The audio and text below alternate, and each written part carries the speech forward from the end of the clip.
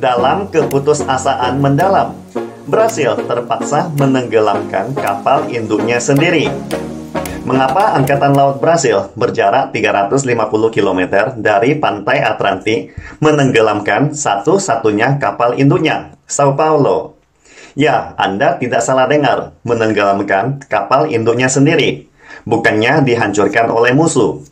Perlu diketahui, kapal induk ini sangatlah penting bagi Brasil loh.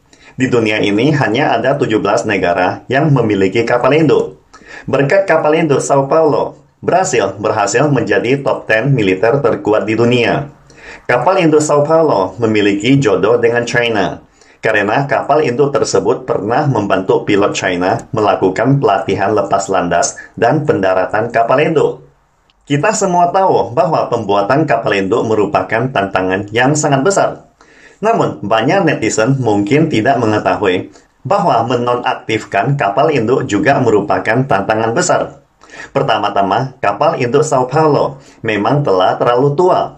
Sao Paulo awalnya adalah kapal induk bekas yang dibangun Prancis pada tahun 1960-an bernama Faux pada waktu itu.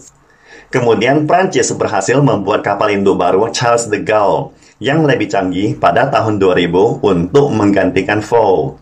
Meski sudah pensiun, namun semua fungsinya masih sangat bagus. Jadi, Prancis menjual Faux kepada Brasil. Brasil sebagai pemilik baru menamainya Sao Paulo. Harga transaksi saat itu sekitar 12 juta dolar, yang merupakan harga kubis untuk sebuah kapal induk. 17 tahun kemudian, pada tahun 2017, Opa Sao Paulo telah berusia 54 tahun. Sebagai kakek tua, Sao Paulo sudah tidak lagi berguna bagi Angkatan Laut Brasil. Untuk mengakhiri masa pensiunnya, mungkin bisa diperbaiki, kata netizen. Maaf, total perombakan biaya akan membutuhkan 800 juta dolar, yang hampir sama dengan membangun yang baru. Lalu, apa yang harus dilakukan Brasil? Jawabannya, menjualnya sebagai besi tua. Pada tahun 2019, Sao Paulo mulai dilelang sebagai besi tua dan terjual pada tahun 2021 ke perusahaan kapal Turki seharga 2 juta dolar. Ketika Sao Paulo diseret tiba di Turki, Opa tua ini tiba-tiba ditolak oleh pemerintah Turki. Alasannya, Sao Paulo mengandung banyak zat berbahaya seperti 10 ton bahan materi penuh dengan serat asbes. Hal ini dikarenakan serat asbes diklasifikasikan sebagai golongan karsinogen penyebab kanker manusia. Akibatnya, kali ini giliran Departemen Lingkungan Brasil sendiri yang pusing kepala dan tidak mengizinkan Sao Paulo kembali ke Brasil. Maka, Brasil hanya bisa membiarkannya mengapung sendirian di lautan. Namun, itu bukan solusi bagi raksasa tua sebesar itu untuk terus mengapung di lautan. Jika ada tabrakan dengan kapal yang lewat, siapa yang harus bertanggung jawab nantinya?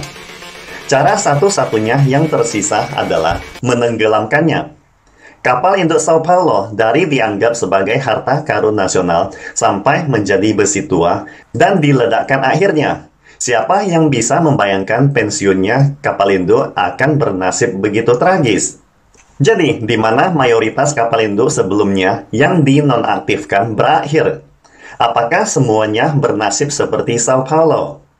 Hari ini ada 22 kapal induk yang beroperasi di dunia, sedangkan ada 145 kapal induk di dunia yang telah dipensiunkan. Mari kita bahas satu persatu nasib setelah mereka pensiun. Pertama, mereka akan dijual kembali dan dipekerjakan kembali. Meski beberapa kapal induk telah dinonaktifkan, namun mereka masih memiliki fungsi yang sangat baik. Makanya mereka akan dijual ke negara-negara yang memiliki kemampuan mengoperasikan kapal induk, namun tidak mampu membangun kapal induk sendiri, seperti Brasil. Akan tetapi, tahukah Anda bahwa pembeli kapal induk bekas terbesar di dunia adalah India, yang telah berturut-turut membeli Inns Virat dari Inggris, Inns Vikramaditya dari Rusia, dan seterusnya. Patut diperhatikan bahwa punya duit saja tidak cukup untuk membeli kapal induk bekas. Dari penjualan hingga memasuki layanan, sebuah kapal induk harus melewati banyak langkah seperti perombakan, renovasi, dan peningkatan fungsi. Misalnya, kapal induk yang dibeli India dari Rusia menghabiskan waktu 9 tahun hingga pengiriman. Lantas, bagaimana dengan kapal induk yang hampir kehilangan fungsinya dan tidak bisa dijual setelah pensiun? Jawabannya dibongkar dan didaur ulang. Misalnya, baja, tembaga, dan aluminium yang didaur ulang dari kapal induk USS Forrestal seberat 40.000 ton, terjual dengan harga melebihi 30 juta dolar. Bagi kapal induk yang tidak bisa dibongkar atau didaur ulang karena mengandung bahan berbahaya seperti serat asbes, maka mereka akan dikasih secara gratis ke galangan pemecah kapal.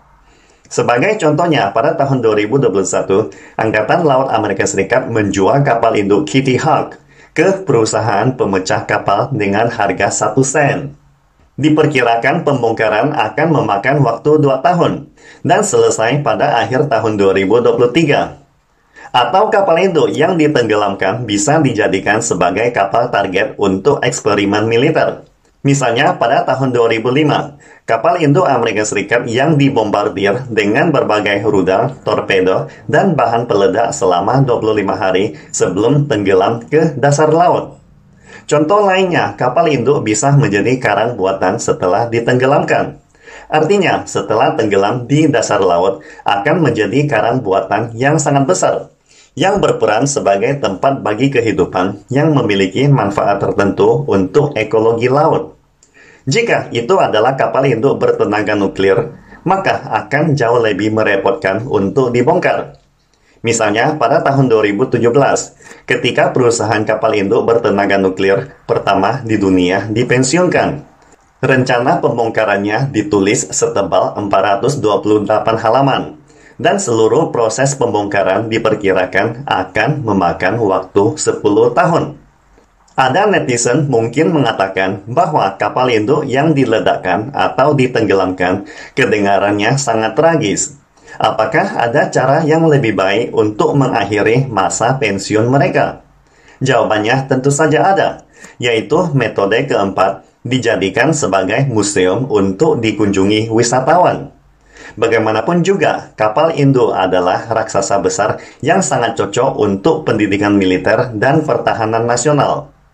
Pada akhirnya, penonaktifan kapal induk bukanlah seperti yang kita bayangkan. Ini bukanlah proses menghilang yang sederhana. Ini seperti ketika ikan paus mati, ia tidak langsung menghilang. Sebaliknya, ia akan jatuh dan tenggelam ke dasar laut, memberi makan kehidupan laut lainnya, dan menjadi bagian dari ekologi laut itu sendiri. Demikian pula halnya, penonaktifan kapal induk bukanlah proses penghapusan perangkat keras yang sederhana, tetapi proses yang sangat rumit dan panjang untuk mengubah